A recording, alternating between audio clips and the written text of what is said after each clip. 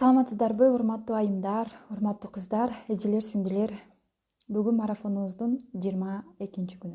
Баарыңыздарды марафон аяктап баратат. Ийгилигиңиздер менен, кубанычыңыздар менен, өзгөрүүңүздөр менен чын жүрөктөн куттуктайм. Анткени бул марафонду уюштуруп, бул марафонду сиздерге тартуулап, күн сайын сиздерден келген каттарды, жакшы сөздөрдү, ийгиликтерди окуп, мен дагы да болсо күн сайын мындай өзгөргөнгө мага мындай шык вдохновение болуп атат. Ошондуктан сиздердин ар бириңиздерге күн сайын ийгиликтерди жана көптөгөн мындайча айтканда сиздерге могу жашооңуздарга только чыгармачылык каалайм. Адам только чыгармачылык менен жашаса, мисалы жөн гана үй ичинде деле бир үй жумушун аткарып жүргөндө деле бир тамакты оюңуздан чыгарып жасап көрсөңүз, ошол деле чыгармачылык. Кандайдыр бир нерсени оюңузга келген нерсени тигип, же бир көйнөгөзүңүзгө же балаңызга бир нерсени чыгарып атасызбы, ошол деле чыгармачылык. Ошондуктан аялдарга, кыздарга бул творчество аябай керек. Творчествонун кыздарга эң керектүү жери бул өзүнүн хоббиси менен алектенүүгө чоң жардам берет. Аял өзүнүн жумушун качан сүйүп, жакшы көрүп аткарганда гана акча жагынан дагы, материальный проблемалардын баары өзү менен өзү чечиле берет экен. Анан өзү жактырбаган жумушта иштесе, ал аял кандайдыр бир ооруларга чалдыгып, маанайы түшүп, айтор көптөгөн бир билинбеген сырттагы айлана чөйрөдөгү адамдарга дайыма кабагы салынып, мындай настроениясы түшүп жүргөн адамдай көрүнөт экен. Өзү болсо ичинен бир бул жашоодон үмүтүн үзүп койгондой сезет экен да, ошол аялчы. Ошондуктан ар бириңиздер өзүңүздөрдүн жактырган жумушуңуздар менен, өзүңүздөрдүн жактырган хоббиңиздер менен гана алектениңиз. Калганы могу биздин асманда карап турган чоң бир керемет күч бар.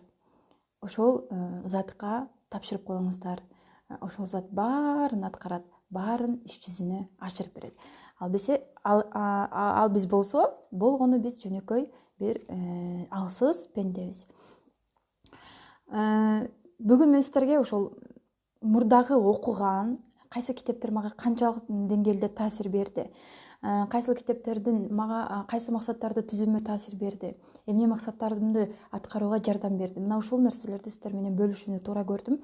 Анткени Telegram каналыма катталсаңыздар, ошол жерде мен китептердин электронный варианттарын сиздерге жөнөтүп турам. Ошондуктан Telegram каналга каттала бериңиздер. Анткени могу 20 августта, то есть 18-19 августтарда марафонубуздун акыркы күнү. Ошондуктан ал жерде группабыз жабылат, WhatsApp'та группабыз. Ошондуктан Telegram каналга акырындан өтө бериңиздер. Telegram каналыбыздын ссылкасы могу эмеде описанияда жазылып турат. Ошол ссылканы бассаңыздар, каналыма катталасыздар. Анда эмесе мен сиздерге эң биринчи окуган аябай жакшы таасир берген, ушунчалык мен канча жылдар бою кыйналып, могу башка бирөөлөрдөн жакшы сөз угууну каалап, башка бирөөлөр мага ушу жакшы сүйлөп койсо экен, ушул мага бир көңүлүм көтөрүп койсо экен деп, башка бирөөлөргө мындай жанымдагы, айланамдагы жакындарыман үмүт кылып, бирок ушундай душевно кыйналып жүргөн мезгилдерде мына ушул Луиза Хейдин кантип 21 күндө бактылуу болуу керек деген китебин алып окугандан кийин мен эч кимден эч бир нерсе үмүт кылбай калганмын. Мага жакшы сүйлөп койсо экен, ушул мени жакшы карап койсо экен, мени эмне деп ойлоп атат, мени ушундай жаман көз менен карап койдубу, мен жөнүндө эмне деп ойлоп калды, мени эмне деп сөз кылды, мага баары бир болуп калган. Анткени могу Луиза Хейдин 21 күндө кантип бактылуу болуу керек деген китеби аябай жөнөкөй, күнүмдүк эмеде аткарабыз, бирок ал нерсеге маани бербейт экенбиз да. Аябай жөнөкөй техникаларды жазган ушул китепте. Эгерде сиз менин Telegram каналымда болсоңуз, мен ушул китепти таап, электронный вариантын сиздерге жөнөткөнгө аракет кылам. Андан башка дагы бир 2 китебин жөнөттүм Луиза Хейдин. Ошондуктан аны окугандан кийин мен сиздерге сөзсүз түрдө мына ушул Луиза Хейдин кантип 21 күндө бактылуу болуу керек деген китебин орус тилинде жазылган. Ушул нерсени мен сиздерге окуп бүткөнүңүздөрдөн кийин мага кандайдыр болсо сизге кандай таасир берди, ошоларды жазып бөлүшсөңүз болот. Ал эми мен ушу колумда турган китепти дайыма эмне үчүн сактап жүрөм? Бош калган убакытта эле мен ошо китептердин баарын окуп бүткөндөн кийин кайрадан башынан баштай берем. Ушул керектүү жерин алам дагы, мынантип ичине качандыр бир жылдары максаттарымды да жазып койгон экенмин мына ушундай барактарга. Ошолордун баары аткарып келатат. Бир канча 10 максатым жазган экенмин 2015-жылы.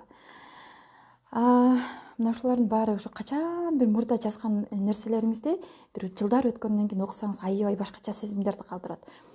Ошондуктан китеп окугандан кийин сөзсүз түрдө жакшы ойлоруңузду, максаттарыңызды, тилектериңизди, ой пикирлериңизди ушинтип жазып калтырып койсоңуз бир башкача бир неме болсо керек деп ойлойм да. Андан кийин демек бул биринчи китебим. Андан кийинки китебим тоже бул Луиза Хейдин китеби. На волне чувства дейт. Луиза Хейдин бул экинчи китеби экен. Бул да сүйүү жөнүндө. Кантип бул төрөлгөндөн баштап бул ар бир аял тууралуу жазылган да, аялдарга арнап. Төрөлгөндөн баштап картайганга чейинки жашоону бир мына ушул китепке камтып койгон. Биз төрөлгөндөн баштап эле мындай өзүбүздөн кемчиликтерди издеп, мисалы переходный возрасттарда өзүңүздөр эле башыңыздардан өткөрсөңүздөр керек. Переходный возрасттарда күзгүнү карап алып, эмне үчүн менин бетим жакшы эмес, көзүм жакшы эмес, же фигурам жакшы эмес деп түрдүү эмелерди айтып, өзүбүздүн денебизди, өзүбүздүн кайсы жерге гана претензия койбой эле ошолордун баарын ушул кезге чейин капа кылып келген экенбиз да, денебиздичи. Мисалы, чачыңыз жакпадыбы? Качандыр бир убакта сиз чачыңызды жактырбаган болсоңуз, демек чачыңыз сизге мындай капа болот экен. Көзүңүз жакпадыбы? Көзүңүз дагы капа болот экен сизге. Денеңиз жакпадыбы? Денеңиз да сиздин оюңуздагыдай болбой, кандайдыр бир ооруларга чалдыгып жүрө берет экен да аялдарчы. Ошондуктан кандай жаралсаңыз дагы, бактылуусузбу, бактысызсызбы, сиз күн сайын эртең менен өзүңүздү монтип сылап, биз экөөбүз бүт баардык эмелерди басып өтөбүз.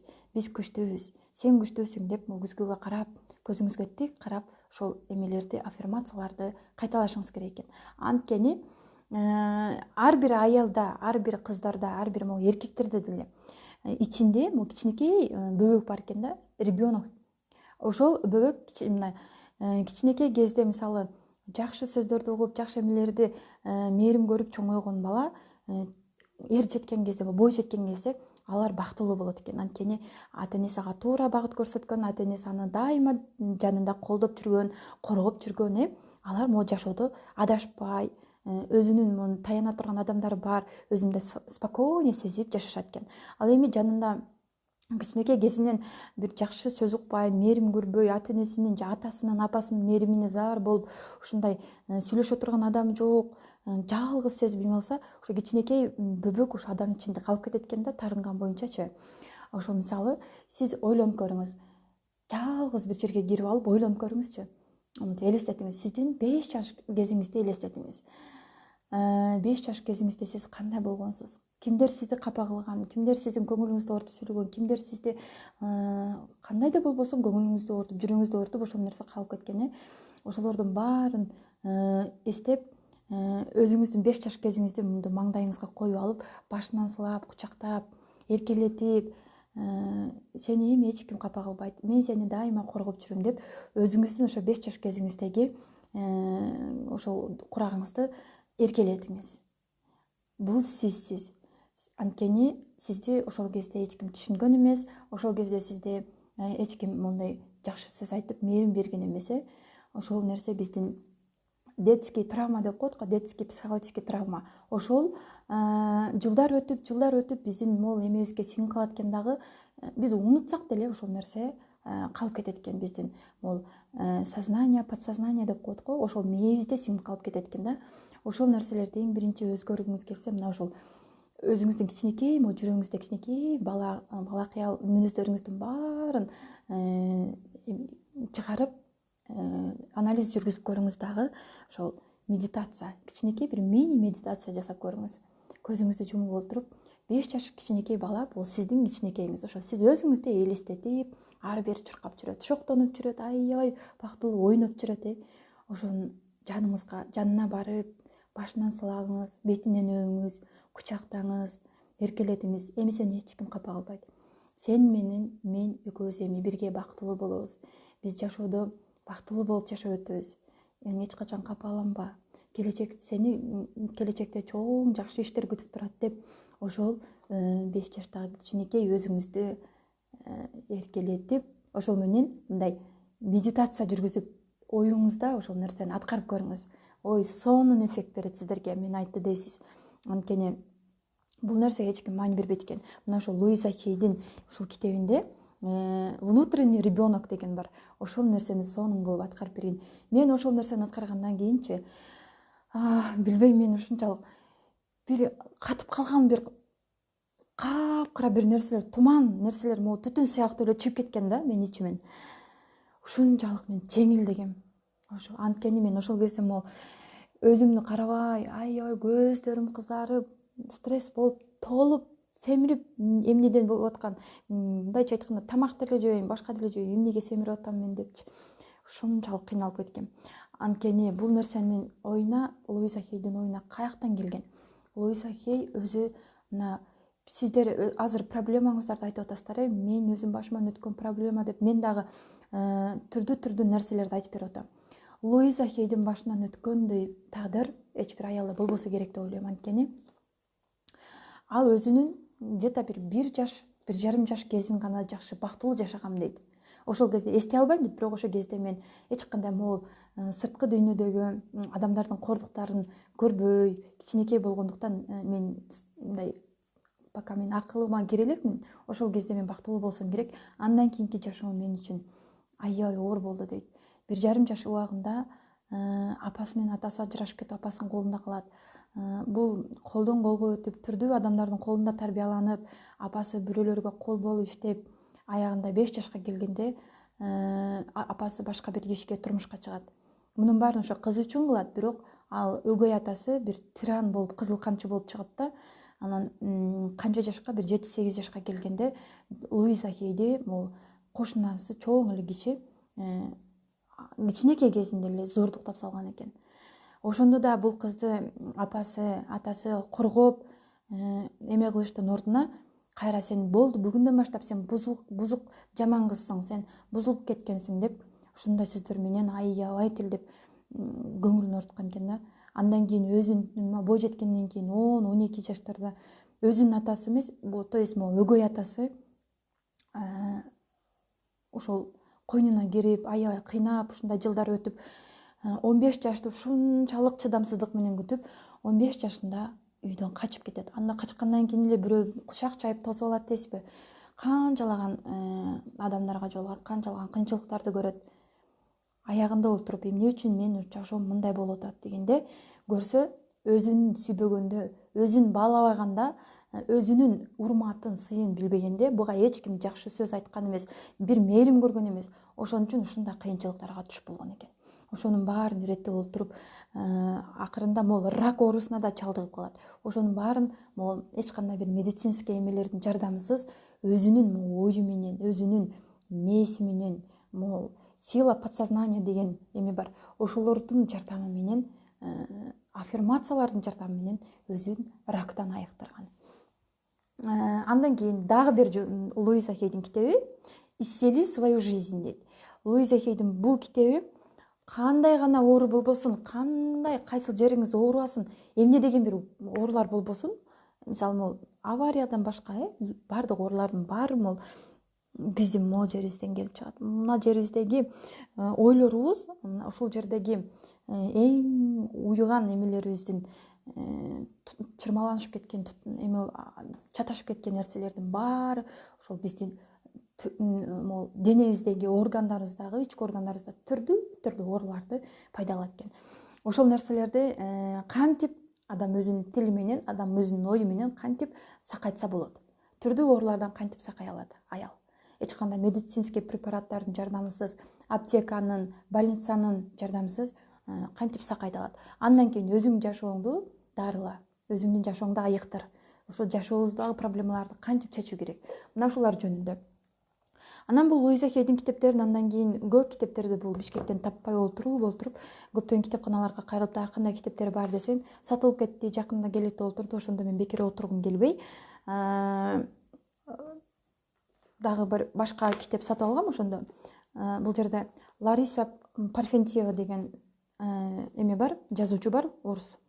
Ошондо 100 способов изменить жизнь дейт. Жашоону өзгөртүүнүн жүздөгөн эмнеси. Биз жашообузду 100 жол менен өзгөртсөк болот. Мисалы мен эч кандай эмеден чыкпай калдым, тупикте туруп калдым, жашоомду ушу өзгөрткөнгө мен эч кандай колуман келбей атат, эч бир жолун таппай атам деген болсоңуз, мына Лариса Парфентьеванын 100 способов изменить жизнь. Мына ушул китеби бир жактан жол жабылса, эшик жабылса, бир жолдо баратсаңыз, ошо өзүңүздүн жашооңузду өзгөртүү максатта бир жолдо баратсаңыз, ал эшик жабылып калдыбы, андан кийинки жолго барууга, андан кийин дагы мына ушинтип түрдүү жолдор менен басып отуруп, жашооңузду өзүңүз каалаган, өзүңүз эңсеген максаттарыңызды өзүңүз жетсеңиз болот. Андан кийин бул китептердин баарын, андан башка да китептер бар. Эң негизги ошол сиздерге көрсөтө турган китеп. Эгерде ошол Telegram каналымда болсоңуздар, мен баарын электрондуу варианттарын сиздерге жөнөтөмүн. Андан кийин мен эртең менен туруу мен үчүн аябай кыйын болчу мурда. Ушунчалык 10-11ге чейин уктай турган адатым бар болчу. Анткени ушундай адам стресс болгондо, нерв болгондо, же болбосо физически аябай чарчаганда, күн сайын эртеден кечке оор жумуштарды кылып жүргөндө, же эч кандай жумуш кылбай эле ушундай нерв болуп, депрессия болуп, стресс болуп жүргөн кездерде адам түн жакшы уктай албайт экен. Анан ошол кезде эртеси күнү уктап кетет экен адамчы, уйкусу алмашып калат экен да. Ошондой кездерде мен магия утра, эртең мененки таңдын магиясы, Хэл Элрод дейт. Бул эртең мененки таңга маалдын кандай касиеттери бар. Муну жазган автор эч кандай бир мусулман болбосо дагы, ислам динин билбесе дагы, ошол Куран китептерди окуган, чоң окумуштуу болгон үчүн бүт бардык тараптан эртең менен бизде, мисалы, ислам дининде, биздин шариятыбызда эртең менен багынатка туруңуздар деп намазга ойготот.